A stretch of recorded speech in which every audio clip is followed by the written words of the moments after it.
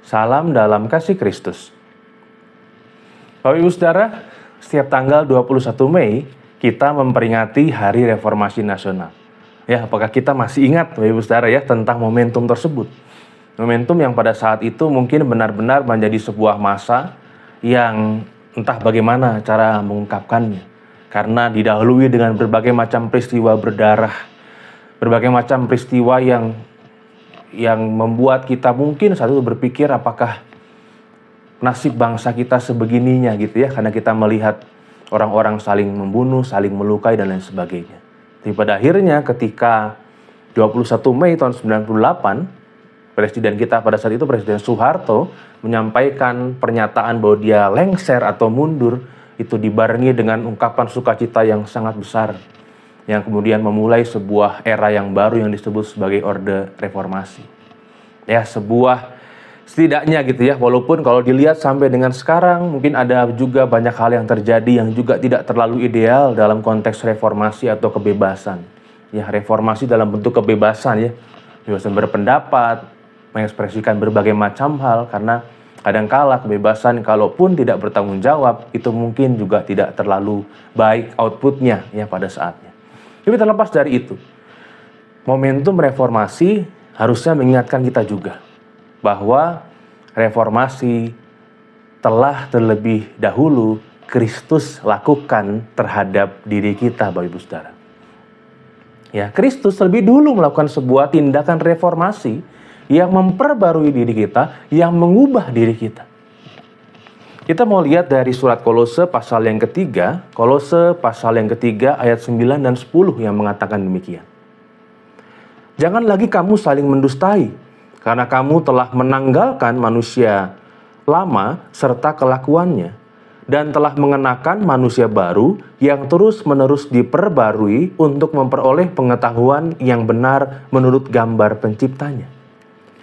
Karya Kristus yang sudah kita rasakan, yang sudah kita maknai bersama dalam satu rangkaian panjang ya, masa Paskah sampai pada tanggal 26 atau 19 Mei yang lalu, kita memaknai Hari Pentakosta.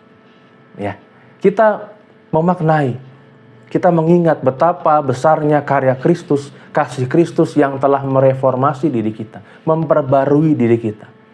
Ya, melakukan berbagai macam perubahan, tentunya perubahan ke arah yang lebih baik, perubahan ke arah Dia, supaya kita benar-benar dimampukan untuk menjadi pribadi yang sesuai dengan apa yang dikehendakinya.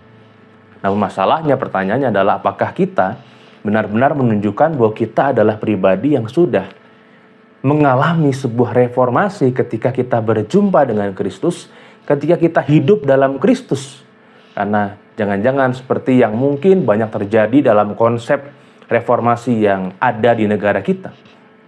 Banyak orang yang sampai saat ini mungkin nggak terlalu ngeh begitu ya apa yang terjadi. Masih sangat senang dengan sebuah anekdot atau sebuah kalimat, piye enak zamanku to gitu ya. Lebih enak dulu kan zaman saya dibandingkan sekarang gitu. Mungkin dalam konteks relasi kita dengan Tuhan, relasi kita juga dengan dosa begitu.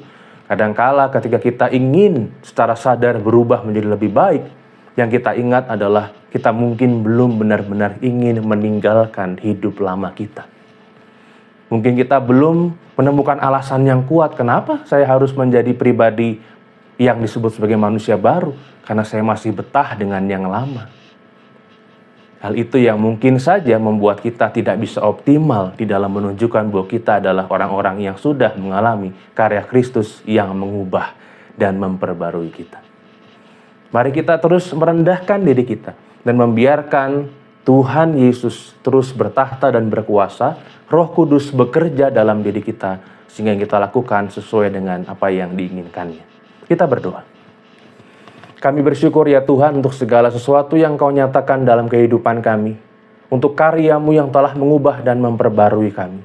Kami ingin benar-benar menghargainya dan hidup di dalam kasih dan karya Kristus yang mengubah diri kami, memperbarui diri kami, sehingga kami layak di hadapan Tuhan, sehingga kami boleh hidup sebagai orang-orang yang menerima belas kasihan Tuhan.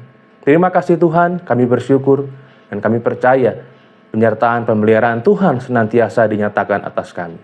Inilah ya Tuhan doa kami. Dalam Kristus kami berdoa. Amin.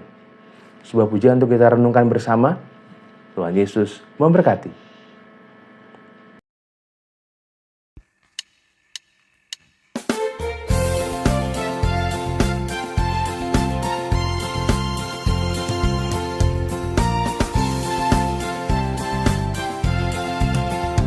Perubahan besar di kehidupanku sejak Yesus di hatiku.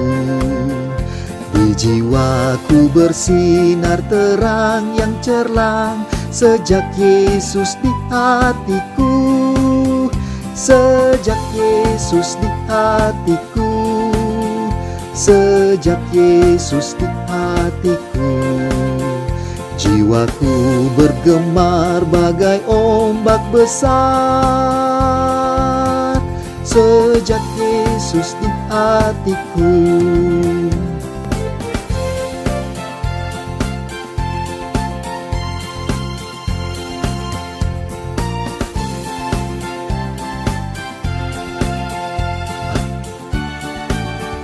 Aku rindu pergi ke tempat Tuhanku sejak Yesus di hatiku.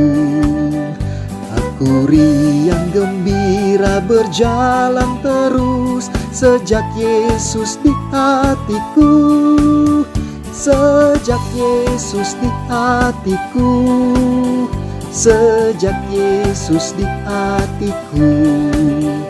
Jiwaku bergemar bagai ombak besar sejak Yesus di hatiku.